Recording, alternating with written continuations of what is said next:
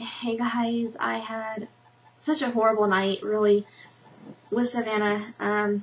The only night where I'm trying to go to bed early and give myself 2 hours to have me time, she decides to be up for 5 hours and not allow any of us to have me time. So, yeah, I'm a little bit exhausted. I wasn't feeling good anyways, and that's why I wanted to watch my shows and make a YouTube video real fast and then go to sleep. But that's all out of the picture, really. I don't know if I'm going to be able to do this video. My voice is dead because I tried to make this video a dozen times with her in the room, and it just did not work out. I just actually ended up putting her back in the living room with my husband because she was freaking out wanting to go back in there, and all night long, back and forth, in this room, in the living room.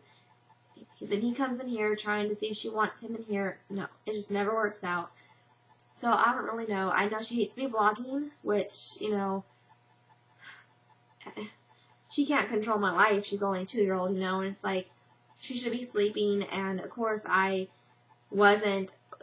I was trying to put her to sleep before I started vlogging, and I thought she was good. And then she started freaking out once I turned on the camera. So yeah. It's just one of those nights. Whenever I want to go to sleep early, it never happens. It never does. So, yeah. And now, I just feel like the video that I wanted to make is not going to happen. Because I think Savannah's going to be back in this room within less than 10 minutes. And the video I want to make is pretty serious. I do want to talk about miscarriage. Not that I had one. Not to worry, you guys. I was trying to do an update. To give you guys an update, AF did show up, so I'm counting that very faint pregnancy test as a fluke, maybe a evac line. If I would have stayed late on my period, then I would have gotten a blood taken to see. But since it was super faint, I'm just going to take it as my period coming late because of maybe stress. You know, it's not so far-fetched to think that maybe my cycle was a little bit off this month because of all the stress that I've had. God knows I had a lot of stress. So, yeah, just gonna say it's that. And, yeah, because if I were to be pregnant, that test should be pretty blazing, you know, bright, because I would be like 16 to 17 days DPO, something like that. So it should really be obvious. The line should be really there. Should not be light. And if that was a pregnancy, if that was a faint pregnancy line, then that obviously means I'm probably miscarrying. The only thing that's different, I usually never cramp when I'm on my period, and I'm having some bad cramps, which is a little bit weird. But we'll see how long the bleeding lasts and how long all of it lasts for, and if it seems normal. I mean, besides the cramping. That's like really shocking. But maybe it's because I'm late, and maybe, you know, who knows. Maybe I'm having like a heavier period because I am 4 days late, 5 days late. I don't even know how anymore. So anyways, I'm rambling. But yeah, definitely I think the video I wanted to make about miscarriages, I think that's just out the window. I guess being late on my period, seeing a faint line, just brought up my miscarriage with Cameron, even though my miscarriage was nothing like, it didn't start out that way at all. I found out with my miscarriage baby, the latest, I think, than any other baby. I was already, I think, 6 weeks pregnant with Cameron. And obviously the test was, you know, very positive. And what happened with my miscarriage was, the baby stopped growing at 8 weeks and 3 days, and I didn't start bleeding till almost 15 weeks along. And I started bleeding on St. Patrick's Day of 2005, and had horrible cramping, horrible bleeding. My husband did not want me to go into the hospital for days, so we didn't end up going till the 21st of March. And that's when they told me my baby had no heartbeat, and it only grew to be 8 weeks and 3 days along. And yeah, and told me that my baby's dead. That's how the tech told me. He had horrible bedside manners. I started busting up crying right then and there. It was horrible. I felt like he was judging me because I was only 16. So yeah, I don't think he really liked me. So yeah, but that's horrible because, you know, I was miscarrying my baby and I had some idiot judging me at a time like that. I think medical I think medical professionals need to really keep their mouth shut. And if it does not, they should not put their 2 cents in. They should not judge. They should not do nothing. All they need to do is do their job, whatever their profession is. So yeah, I felt it was just a horrible, horrible experience, my miscarriage.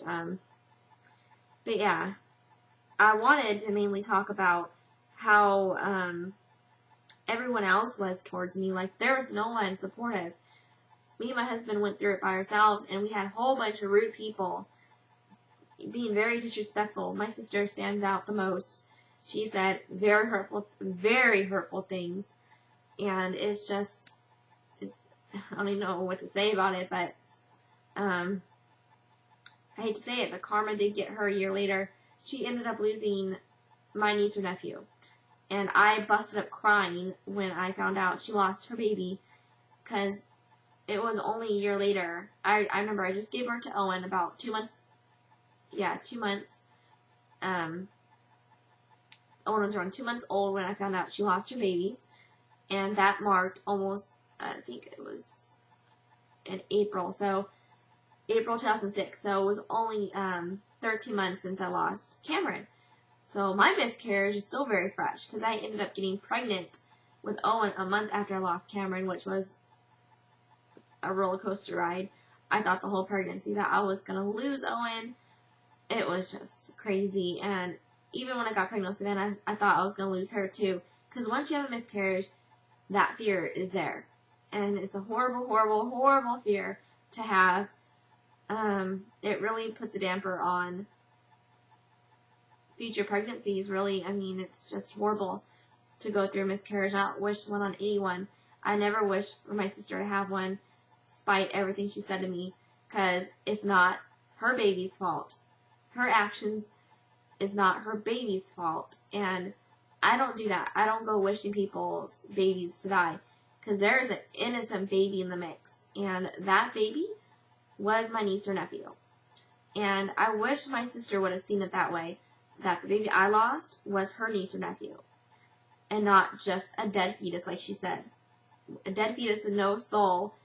I mean, she said some very cruel, hurtful things, and I would not even expect my worst enemy to say some of the things that she said. So, yeah, I don't really understand why she was that way. And after I had my D&C, she did not allow me to lay on her couch. I had to sit in a freaking her dining room chair. Yeah, it was horrible. She had to clean her couches, you know, and she couldn't let me lay in her bed. She was just a cruel bitch. So yeah, I don't know. I don't understand my sister sometimes. She could be a very cruel person. Very insensitive. So I wanted to get on here and hopefully someone who's watching this, maybe someone that's not familiar with miscarriages or whatever the case may be, guys or girls, I don't know. I hope you never have to, have anyone ever come up to you and tell you that they lost their baby. I hope no one who's watching this ever goes through a miscarriage. But basically, to those who, basically to the people who know someone who's gonna have a miscarriage or whatever the case may be, just be supportive and show that person that you love them. And what will really help is to acknowledge the baby that they lost. Like ask if they named the baby, and just maybe buy a card, about the baby, like, sorry, that my niece or nephew passed away, or if it's your friends, or sorry that, just acknowledge the baby is what I'm trying to say. That would mean the world to that person, I guarantee it. Because it would have meant the world to me if my sister would have just said one nice thing about my baby, say that my baby had a soul or something. My brother even was pretty cruel. He said that my baby's not in heaven and that it's in hell because it was not born. And babies who are born are only born. In order for someone to have a soul, they have to be born.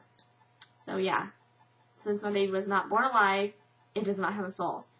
And that is so messed up and cruel. I mean, I don't know what they were thinking, but they obviously never put themselves in my shoes, because here they are talking a whole bunch of crap about their sisters, about their niece or nephew, you know, but about their sister's baby who just died.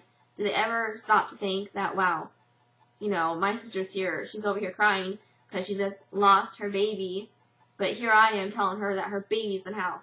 I don't know what goes on through my family's brains, but it really shocks me to how they are, because I could never do that. I always put myself in other people's situations. Always. If I never went through a specific situation that someone I know is going through, you know, a specific situation, then I'll imagine being in their situation to get some kind of reality of what they're going through. And I know it's not going to be exactly what they're going through, but I can kind of, you know, relate to them then. Because I try my best to, you know, see how they are feeling and try to look at it through their eyes. And I really recommend that to everyone, to do that. You know, just put yourself in someone else's shoes. If you are bullying somebody, then put yourself in the person's shoes who you are talking crap about. Imagine how they feel. You know, I mean, is your goal to make someone not feel good? I don't know why people bully others. I don't know why people say hurtful things about others. You know, I don't know why. I don't know a lot of things, obviously, but all I know is that when someone loses a child, it's probably one of the worst things that will ever happen to them. You know, to their heart, especially. I mean, what the problem is, a lot of people don't see miscarriage as losing a child. It is a child. And a woman has to go through a lot to miscarry. I had a D&C.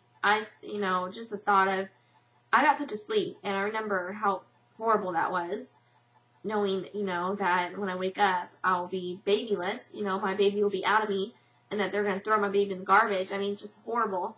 And when I actually woke up, I was hallucinating, asking for my baby. So it was a horrible, horrible, horrible, horrible experience. It was horrible. But yeah, just really be there for whoever is going through that. And like I said, always just try to put yourself in others' shoes, because that's the right thing to do in my eyes.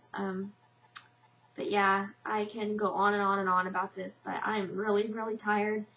And I just wanted to get this up there and, you know, just to, I guess, open some people's eyes about how miscarriage, you know, is a very hurtful, traumatizing thing to the person who's losing the baby and to the father.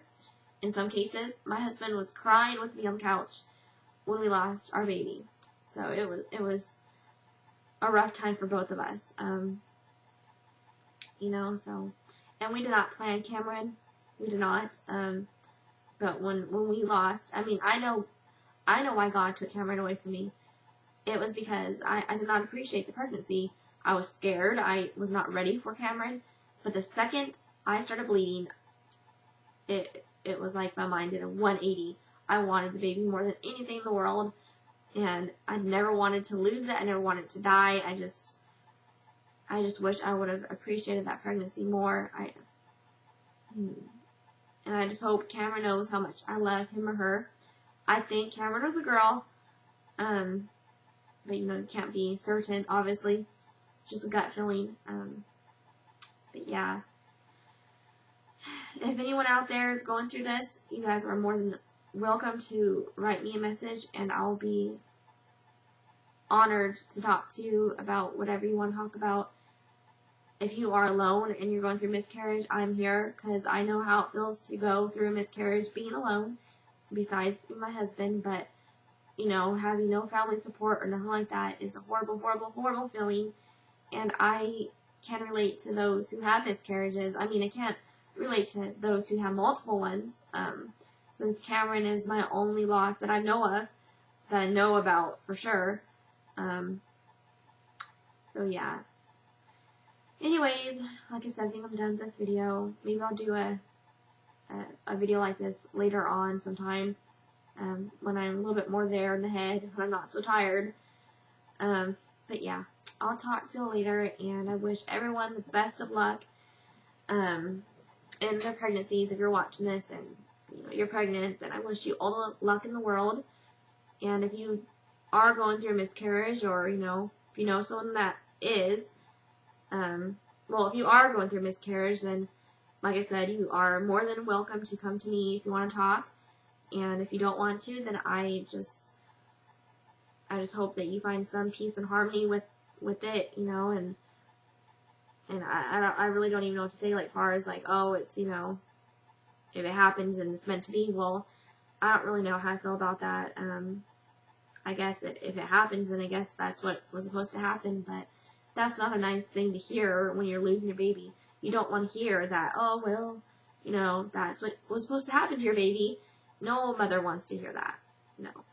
So, yeah, I don't really know what to say, because I'm still trying to, figure out why God took, like I said, I think God took Cameron away from me because I didn't appreciate the pregnancy enough, but, in some cases, it is just the chromosomes don't match up, and nature takes its course, which is horrible, but I guess that's what happens, and we don't live in a fair world, so.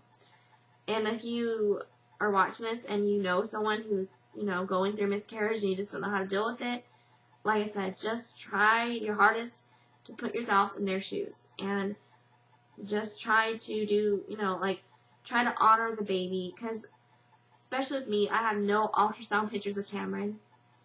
I never got to see the screen when the tech was doing the ultrasound, when he told me that my baby's dead. I have nothing. I cut off there, but yeah, like I was saying, I don't have nothing except memories of me being pregnant with Cameron, and so I bought a lamb. I think it was a baby. Yeah, so I have a lamb that I have to represent Cameron, I guess. But yeah, something to remember the baby by. Like you see something that, I don't know, that you think would be nice to give to a mother, if you know that mother has nothing to show for her baby, then I think it would be nice to, get that mother something to represent her baby. If it's a bracelet, a necklace, a stuffed animal, anything, the thought will count. It probably won't even matter what you get her. If it's for her baby, to remember her baby, it will mean the world to her. Guaranteed. In most cases, at least. That's how it would be for me. And so, yeah. But anyways, that's all I really have right now. I'm just so tired. I don't really want to ramble more and more and more. So, yeah. I'll talk to you later. And, yeah. So, yeah. I'll talk to you guys later. Bye.